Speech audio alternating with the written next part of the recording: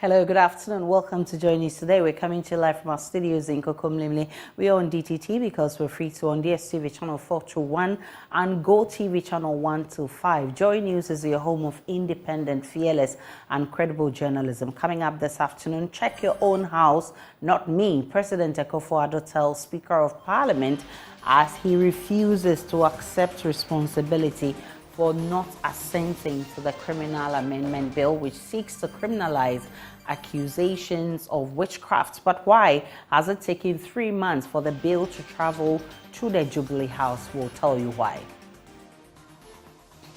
Also, over 400,000 2023 BECE graduates successfully placed in senior high schools under the computerized school placement system. We'll hear from the GS that says about 108,000 more could not be placed but has made arrangement for self-placement options. Plus, Foreign Affairs Ministry makes a case for an upward adjustment in passport application fees, citing the inability of the Passport Office to invest in other areas of delivery due to the heavy cost of investment in travel document by government. We'll hear from the director who addressed a news conference a while ago. My name is Aisha Ibrahim. We have business and other stories, including today's episode of Stories of Hope, which we will be telling you about. An Eastern Region teaches innovative solutions to ensure no girl in Adoso misses school because of expensive sanitary pads. Please stay for details.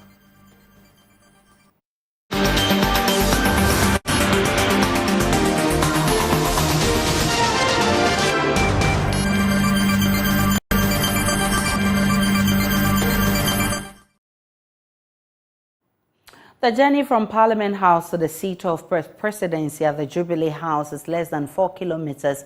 An average vehicle speed will take you less than 5 minutes to reach the presidency, but it has taken Parliament 3 months to forward the amended criminal offences bill to the president for his assent. The bill passed in August this year prohibits the practice of accusing others of witchcraft and criminalizes the declaration, accusation, naming or labeling of another person as a witch. The goal of the bill is to address the persecution of people accused of witchcraft.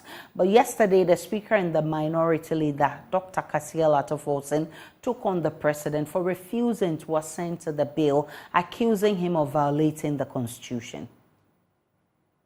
The Criminal Offences Amendment Bill, together with the Witchcraft Bill, was approved by this House months ago.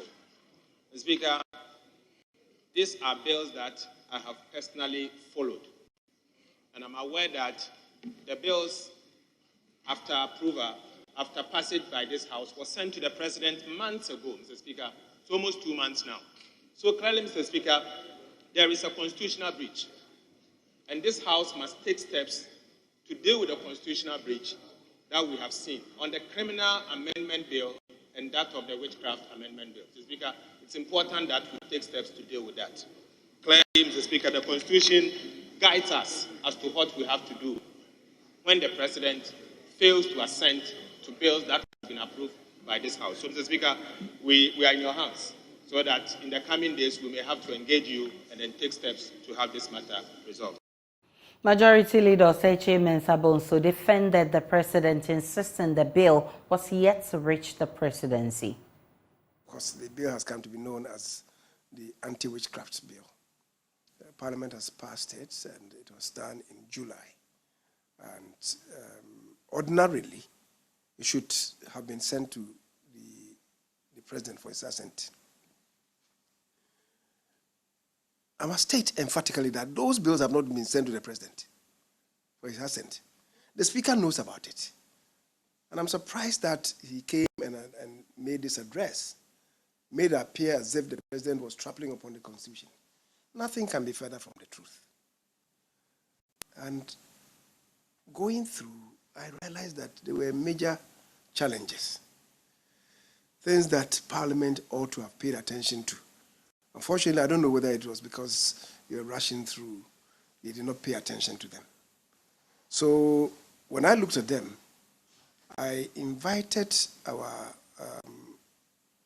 officers at the legislative unit and drew the attention to them. Because when I looked at them, I made some comments. For instance, the head note raises issues to do with, more or less professional witchcraft hunters. Who's a professional witchcraft hunter? Right? I mean, that in itself is problematic. And then there were so many areas that there were clear challenges. Now, do you send that bill in that state to the president for his assent only for it to be for it to come back, or maybe for the president in the process of assenting to it to chance upon these mistakes and send them back to us? Is that what you want to do? There's a third one that has gone to the president. That is also another criminal offences amendment bill. But that one has some constitutional issues. You know, the Constitution provides that a bill, if a bill that is going to exact on the consolidated fund, it cannot be entertained in the House if it is not sponsored by the executive. Now, that bill relates to commuting executions to life sentences. If the court pronounced that somebody must be executed, and then you are saying that that person should not be executed, you'll be sent to prison, maybe for life. Who takes care of that person? It's the state, right? So the state then is going to have to spend money from the consolidated fund on that person. Well, today, President Kwahu has been responding to the subject. My colleague Elton Broby has been sharing details of the president's response. Listen. Aisha, there are two statements here from the president. One is a letter that was written to the secretary to the president from the clerk of parliament. No, so the president's statement on this matter is a press release. And it says that dated November 28, that's today, the office of the president has noted recent media reports suggesting that the president has declined to assent to the Criminal Offences Amendment number 2 bill, a legislative measure aimed at amending the Criminal Offences Act 1960. Indeed, the Speaker of Parliament, Alban Babin, is reported on Monday, 27th November, to have rebuked President Kwahu over silence on the Criminal Amendment bill.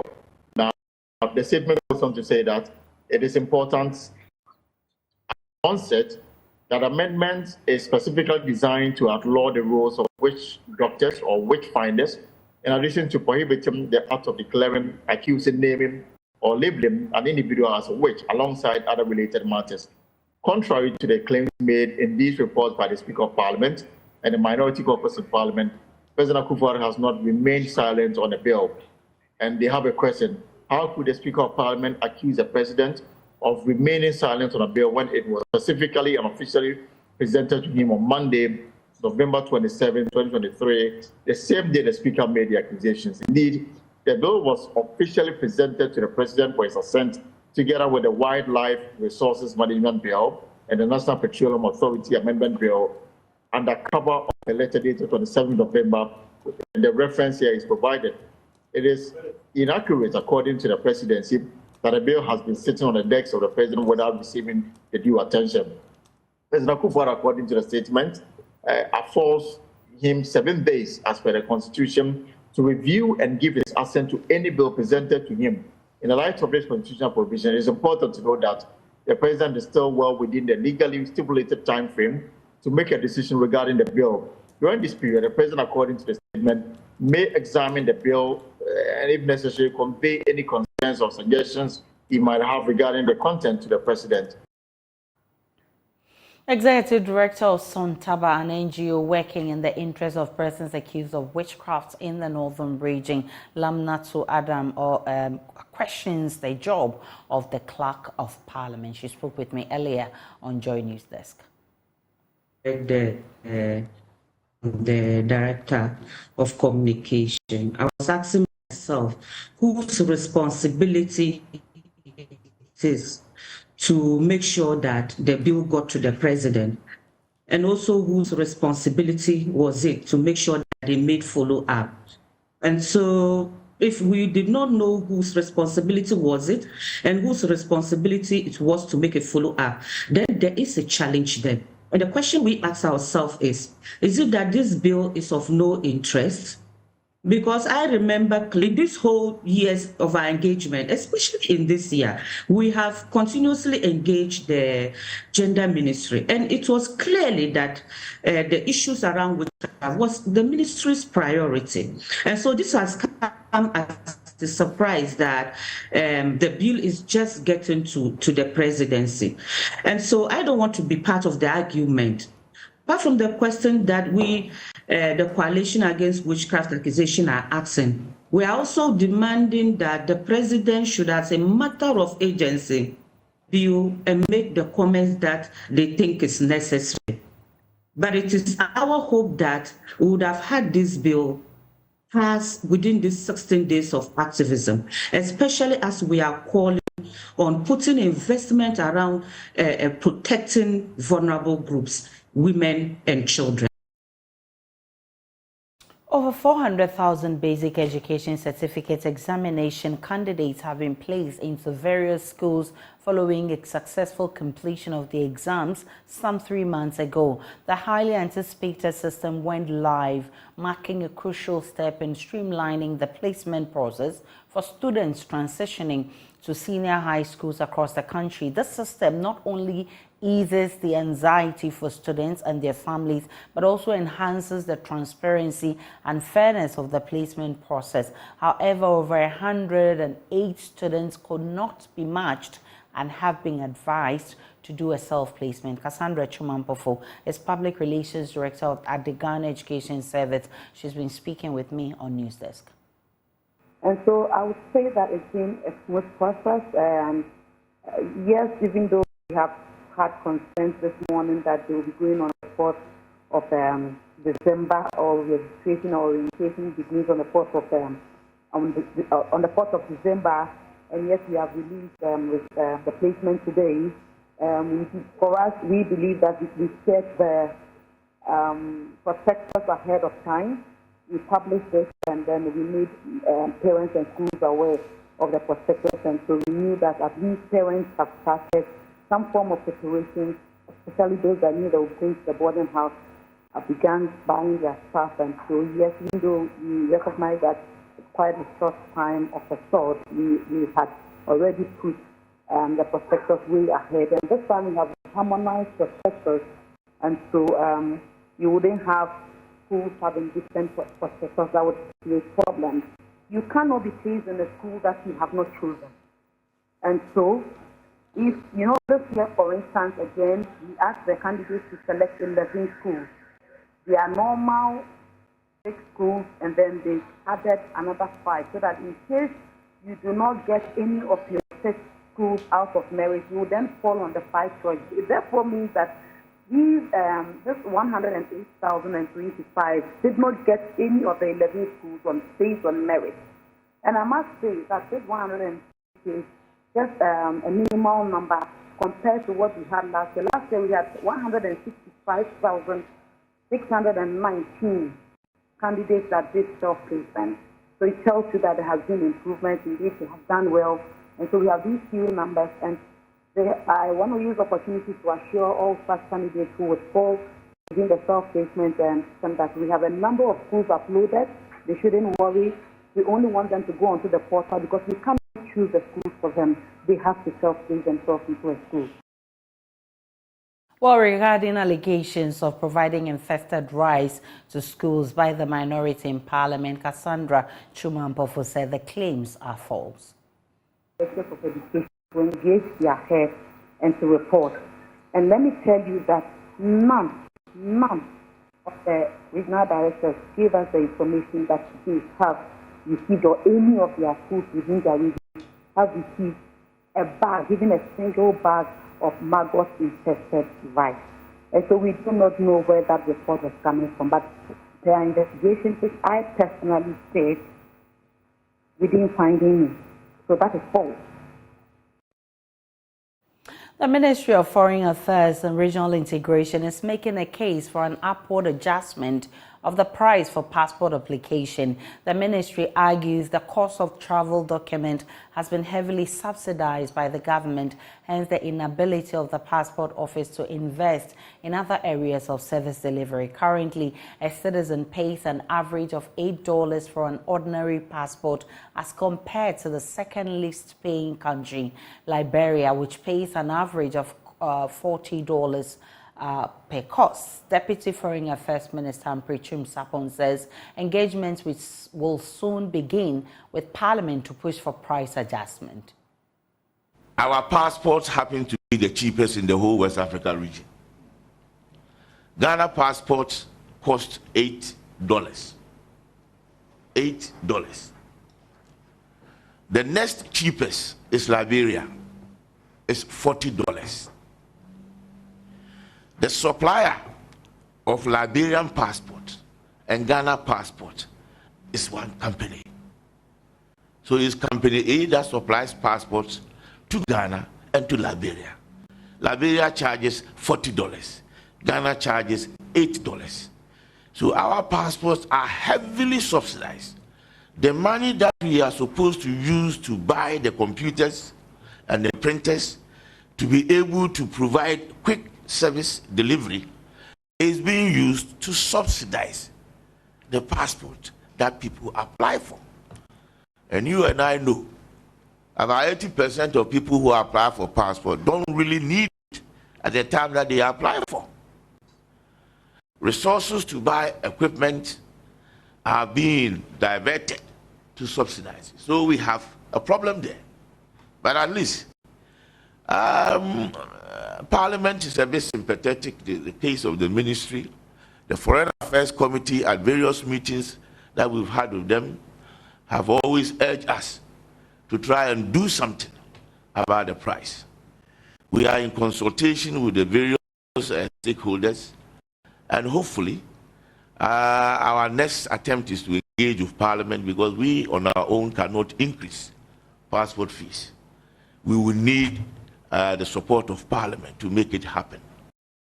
Meanwhile, activities of middlemen are known to be a contributory factor to the hurdles in acquiring a passport, as many agents charge over 3,000 cedis for an ordinary passport. On this issue, the Deputy Foreign Minister says a number of interventions have been put in place by the ministry to check these illegal charges.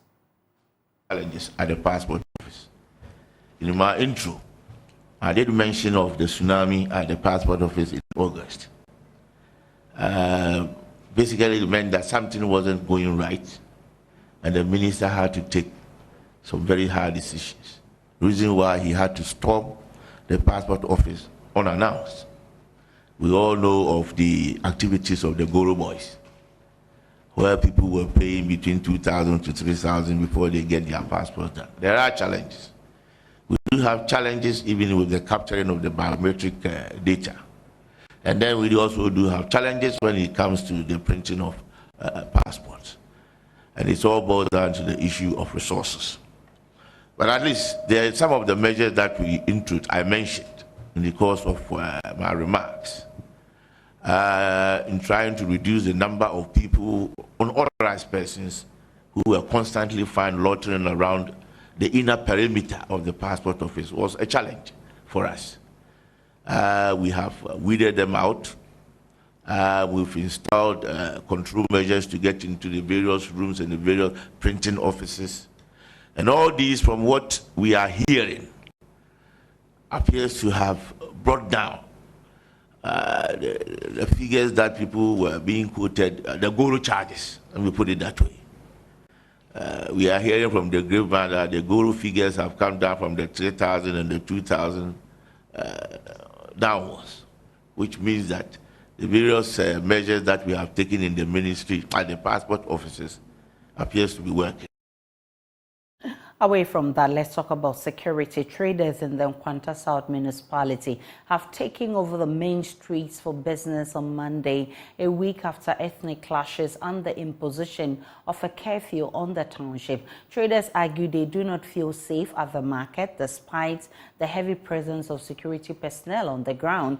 On Sunday, 2 people died from gunshots, giving rise to fears of possible attacks. The killings bring the death toll of this month's clashes to 10. Ocho Regional correspondent Peter Seno has more.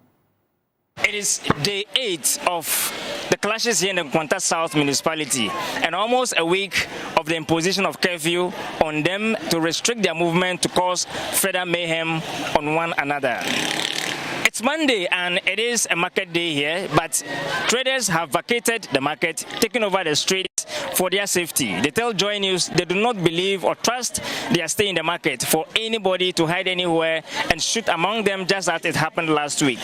We have been speaking to a lot more of people to gauge the understanding of how this is affecting education, businesses, and general supply of goods and services. Previously, we are at the central market, but due to the fighting, we have come to home, still here. But why didn't you go to the market? Because the police, the soldiers are in town. They are in. As you can see, they are always in their cars. We are afraid. Being there, we don't know what is going to happen. That's why we have come here. This place is a plain place. Anything, you can see it to yourself. We are just pleading with them to come to our aid. These days, even going out is difficult. How to get things for yourself becomes very difficult. So we are pleading with them to come to our aid. If not so, we are even planning to run away. It's affecting our business so much, very well. Now they are not buying their fish, and moreover too, things are not moving on. And things that we sell less than 100 cedis, people will say 120 cedis, and it's not good. So please, they should do something about it for us. Great. We are not safe, so we can't be at the market because we are scared. We don't know what is going to happen. Maybe we will be at the market square and maybe something will happen, so we can't be there. Gospel fact, we are suffering. Not only we Okada workers, entire community, we are suffering very much because the conflict is conflict between some 2 other and 3 other tribes. But it happens that we, the foreigners, and we, the strangers, are here is worrying us too much. So we are pleading for the stakeholders to come in our behalf, to come and help us. If not, we are suffering too much. The social life, economical, everything has affected a lot. Prices of things has gone high. As I came with my wife to buy things, the prices have gone high, and a lot of people are not able to come from their villages to send their goods. And with the teachers too, the students are gone. We are seated at home. Night we are frightened. Maybe we can get some attack, even though we are not involved because we are not the tribe.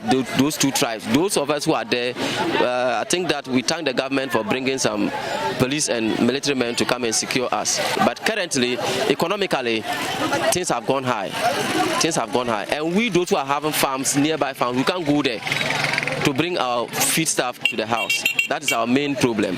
But we thank God we are still alive. Education is going to be one of the sufferers of this new episode. Already we have shortage of teachers in the area, and we've all along been praying that we'll be getting more to supplement the effort of education. But with the new episode at Nkwanta South, it is going to retard a lot of educational progress. The MC for the area, Bright Lemwa, is calling on residents to put down their arms and give peace a chance so that Nkwanta South could go back to its past glory. My very last and most important message to the people of Nkwanta is to give peace a chance. Like I said earlier on, we are all brothers and sisters. We understand and speak each other's language. It's just a little misunderstanding that is between and among us. Let us sit down. Let us give peace a chance. All the various people that are trying to bring us together and for us to lay down our arms, please, let us listen to them and then be one people as we used to be.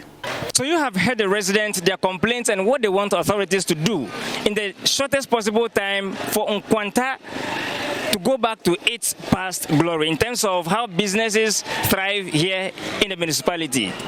For Joy News, my name is Peter Sanu.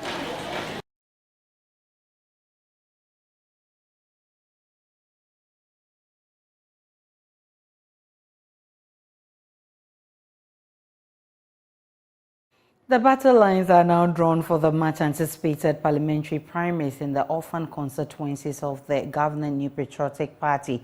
One seat to look out for is Lejokuku in the Greater Accra region. It's been an unpredictable seat since its inception and swings between the two major political parties. Samuel Mbora puts a spotlight on this constituency as three aspirants slug it out, including former Member of Parliament Dr. Bernard Okoboy, who lost the seat to NDC 2020.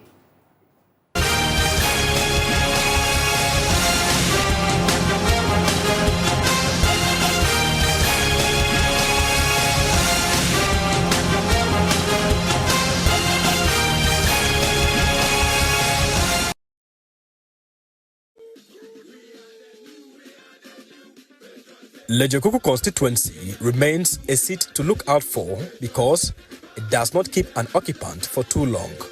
Dr. Bernard Okoboy managed to break the 8 for the MPP but succumbed to defeat in 2020 against the NDC.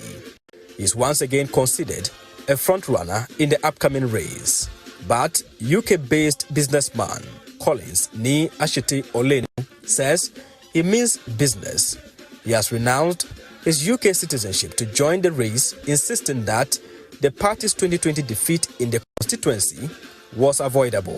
That defeat in 2020 was not something that any sympathizer of the MPP had hoped for in Lejokuku. But unfortunately, it happened that way. But now the party has an opportunity to right the wrong. What Ashiti Olenu intends to bring on board is an empowered force of grassroots that have a better sense of belonging. And I believe that is what is very, very vital to win the party the seat. Me, Ashiti Olenu, having this at the back of my mind, has already brought in a great wealth of initiatives, which was in fact driven by my vision that I have that I have put together in the phrase "New Face."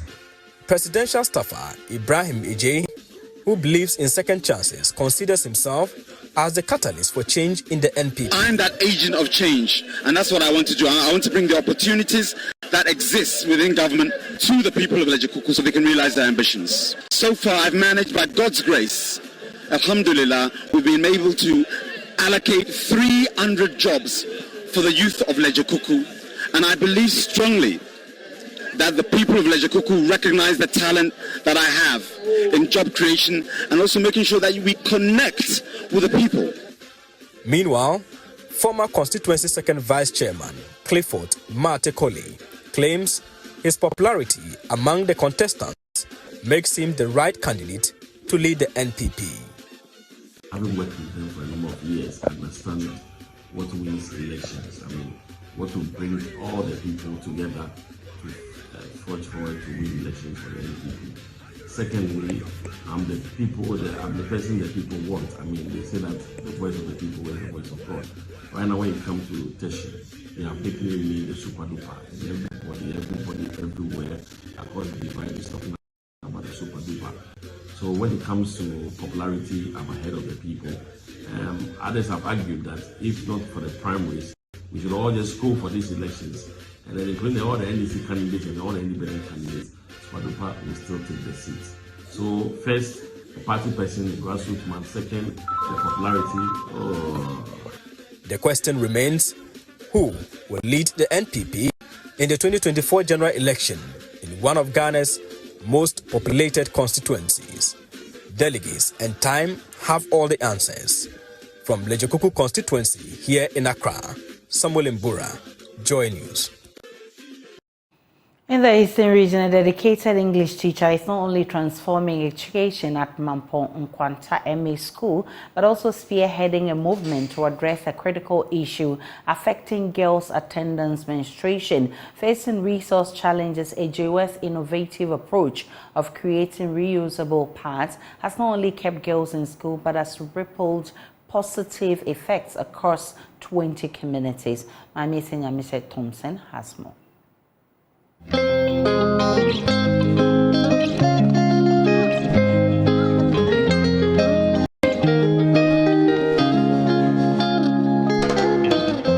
the heart of the eastern regional town of Adoso, one teacher is spearheading a transformative movement, paving the way for a brighter future for girls at the Mampong Nkwanta MA School. Meet Ejewa, an English teacher who 9 years ago embarked on a journey that redefined education in Adoso. I've been in this community for 9 years. This place is my first station to teach. So when I got here, I saw a lot of challenges that the girls were going through. The Mampong Nkwanta School, a pillar of learning for over 60 years, has a population of 240 pupils, out of which 113 are girls. It is faced with structural and resource challenges, yet the commitment to nurture these students remain primary. Sanitary towel, the prices is going high, and even we the workers sometimes buying it, though we buy them, but we kind of, it's with some sort of pain. Why should we be charged? Why should something that is natural, which something that is part of a woman, why should we pay such a price in maintaining ourselves as a woman? And I also realize that when you go to some of the communities, you will see a lot of girls, teenage girls being pregnant, and some of the reason is that they needed money for sanitary towels. However, Headmaster Osei Isaac Nyeneku is also worried about the low attendance of some girls in the junior high school because of their menstrual cycle. Sometimes you go to the classroom, especially at junior high level, you see that most of the girls aren't in school. You'll be asking why. Some of them tell you they are finding pains in their abdominal pains and the rest. But close observation reveals that some of them lack a lot of things. That is why they are not able to come to school. Many of the schoolgirls were getting pregnant in the bid to get sanitary pads. Because they couldn't afford it monthly, others resorted to odd jobs and missing school in the process. Pascaline's mother, Ewa Chisela, in the school, is worried about the situation. Sanitary pads here are quite expensive and there's nothing we can do about it. Business is slow, so it's difficult to buy. My daughter bleeds heavily and sometimes requires 2 sets, but I cannot afford it. Please, something should be done about the prices.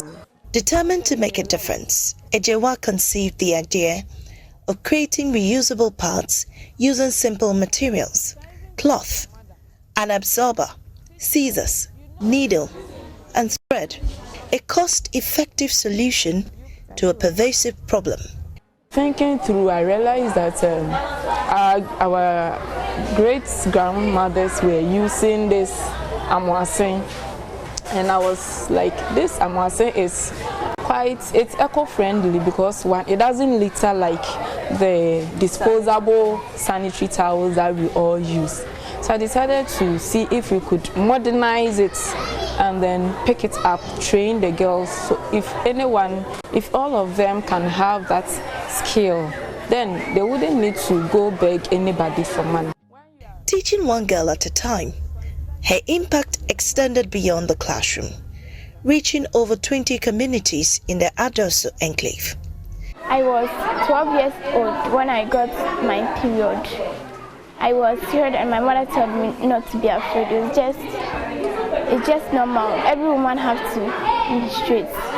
And my mother doesn't have money. Sometimes if my mother has money, she will buy pads for me and my sister. Using the pad that we watch is good than using the ordinary one. Why? Because the one we are sewing, we can wash it, but that one we can't. My teacher is teaching me that if I take the material, I'll cut it. If I cut it, I'll take hand needle to sew it. When I was finished, I'll take the scissors to cut small one. When I sewed it, I'll take it to put the big part, then I'll sew it. It's better than the one my mother is writing for me.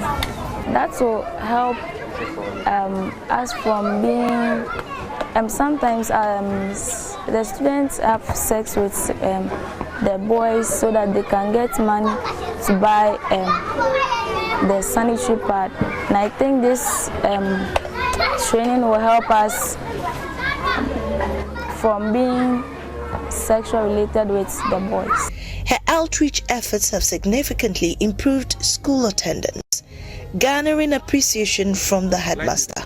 And for this term, since the introduction of those things last term, he started the advocacy and he trained few of the girls. This term, only yesterday I went for the class register to look in to see those truants, and so that, but I realized that the girls are always in school. So I think that one is helping them a lot. Even the municipal girls education officer, Gifty Shen, insists she extends her initiative to all 7 education chapters in the region. The impactful campaign advocating for a reduction in the prices of sanitary pads has borne fruit, with the government taking a commendable step by eliminating taxes on locally produced pads set to take off next year. For Joy News, I am Amiesi Nyameche Thompson. We're still live on Joy News today on the Joy News channel. We'll take a break. When we return, it's business.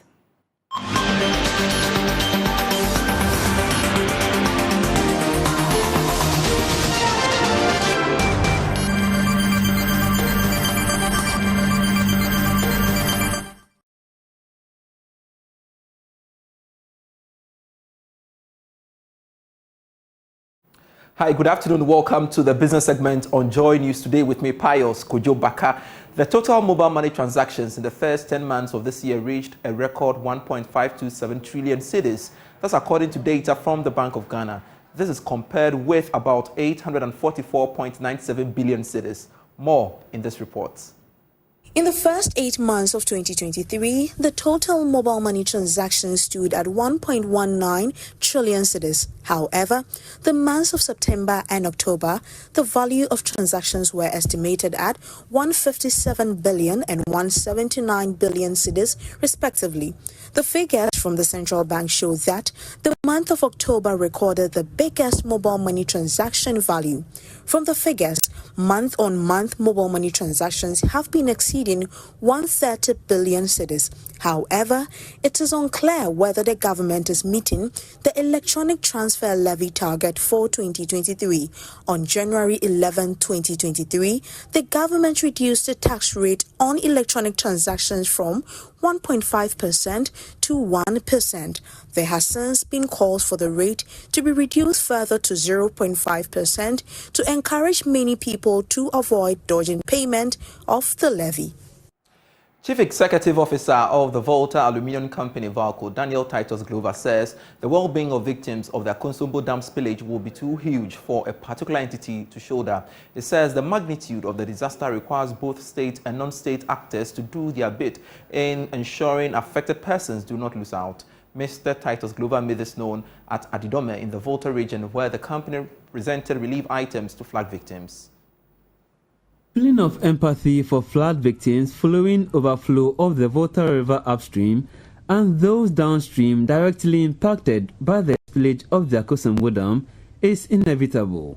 For Volta Aluminium Company, Valco, the impact of the spillage hits at a different level, as the company uses over 20% of power produced by the Volta River Authority.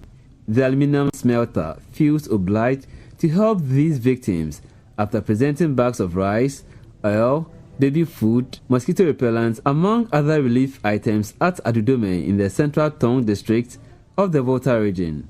Daniel Titus Glover is the Chief Executive Officer of VALCO. Normally, we're supposed to produce 5 cell lines, and each line contains 100.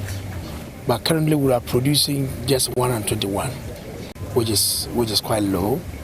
But notwithstanding that, we're still using power that is produced from Akosombo. Therefore, directly, we have a stake in this problem that has come.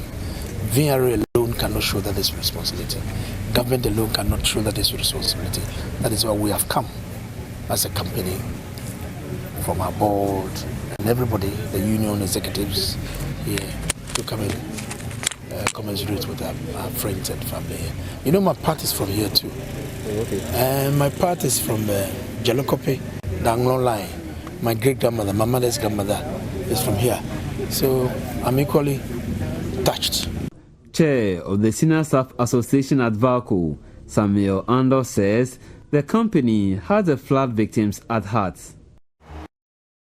It's time for sports. My name is Harun Mubarak. Now, the Africa Cup of Nations Trophy Tour made a stop in Accra yesterday as part of CAF's promotional activities ahead of the tournament in January 2024. Now, former Ghana captain Stephen Appiah was present at the event and hopes the Black Stars will be inspired to end the 41-year wait for the trophy. Lawrence Bedu has more. The trophy is on a tour to some qualified countries for the tournament in Ivory Coast. The tour, being made possible by title sponsors Total Energies, made a stop in Accra on Monday and will be moved across other parts of the city. The capital will host the trophy for 2 days as pre-tournament activities continue. The initiative is part of CAF's plan as part of the build-up to the 34th edition of the Continental Showbiz. Speaking on behalf of the Managing Director of Total Energies, Hussein Usa, said he hopes the trophy, getting closer to the fans, will help build momentum ahead of the start of the competition. Ladies and gentlemen, we are proud to be part of this trophy tour, and we hope that it will ignite your passion for the Africa Cup of Nations. We look forward to the tournament where we will witness the best African football, and we will cheer for our beloved Black Stars, who are ready to make us proud and to bring the trophy back home. May God bless you and God bless our beloved homeland, Ghana. Former Ghana captain Stephen Appiah, who is also a brand ambassador for Total Energies, was at the tour. Well, I think the trophy being here symbolizes hope, because I mean we all know what is going to happen next year in January to February. I mean, this is a trophy that I competed and fought for, but I didn't have the chance to lift it. And today, seeing it here, I'm so happy. And I mean, we are not playing anymore, so we are here to be fans and help our junior brothers who are representing the country to go to the tournament to do well. Well, that's your sports. World News is up next. You're welcome to Showbiz here on Joy News today, and getting into the world of showbiz. Bulldog has been calling that artist managers should stop attacking themselves, or people should stop attacking artist managers every time a musician or an artist misbehaves. Because if they have anybody to attack, they should be attacking the parents of the artist because they didn't give them a good upbringing. And also stated that artists should never be pampered to do their work. Managing Insura, football or whatever it is, yeah. Then I call Insura, come home, I need to see you this weekend. He said, calls my boss. Does it make sense to you? It makes sense. I did not raise my kid right. Yes, parents are the first managers.